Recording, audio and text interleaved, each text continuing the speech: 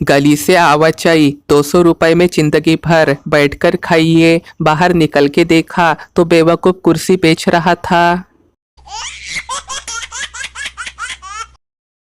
इतिहास गवाह है, पड़ोसी होते ही है धोखेबाज, वो चाहे देश के हो या घर के पास के हो। बचपन में कभी सोने का नाटक करके दूसरों की बातें नहीं सुनी तो आपने बचपन के असली मजे नहीं लिए हैं।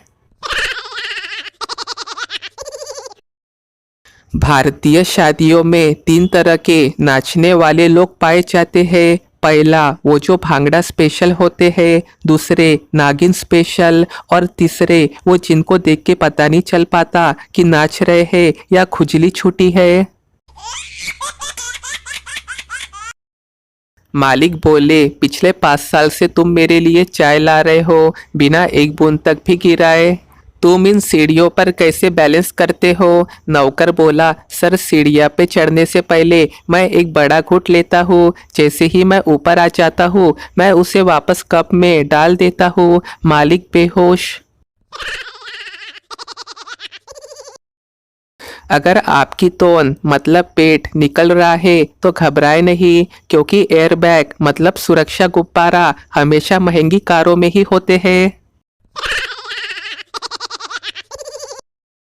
अब आने वाले भविष्य में ऐसा विज्ञापन दीवारों पर लिखा देखने को मिलेगा, 10 दिन में मोबाइल की आदत छुड़वाए, गारंटी के साथ, मिले हर शनिवार रविवार पुराने बस स्टैंड के पीछे।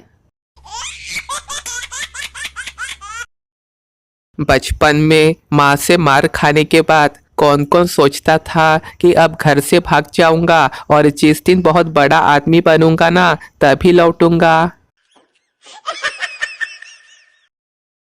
असली पति की भूमिका आजीवन वही व्यक्ति निभा सकता है जो अपने पत्नी का जन्मदिन तो याद रखे पर उसकी उम्र कभी नहीं। छुट्टियों के चलते कोर्ट बंद होने से एक वकील साहब शहर से अपने गांव लौट रहे थे तो रास्ते में उन्होंने एक बैलगाड़ी देखी, जिसे देख के उन्हें बड़ा आश्चर्य हुआ।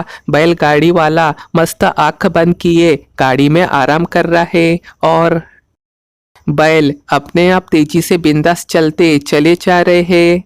वकील साहब ने उस बैलगाड़ी वाले के पास जाके उससे पूछा, तुम्हें कैसे पता चलेगा कि बैल चल रहे हैं या रुक गए हैं?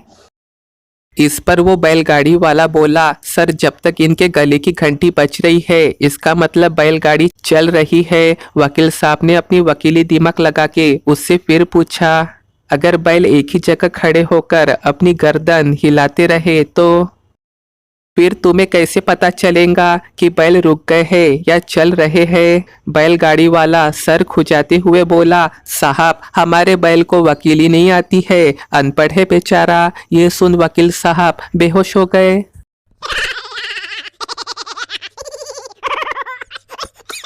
दोस्तों आपको ये मजेदार चुटकुले पसंद आए होंगे तो वीडियो को एक लाइक करें।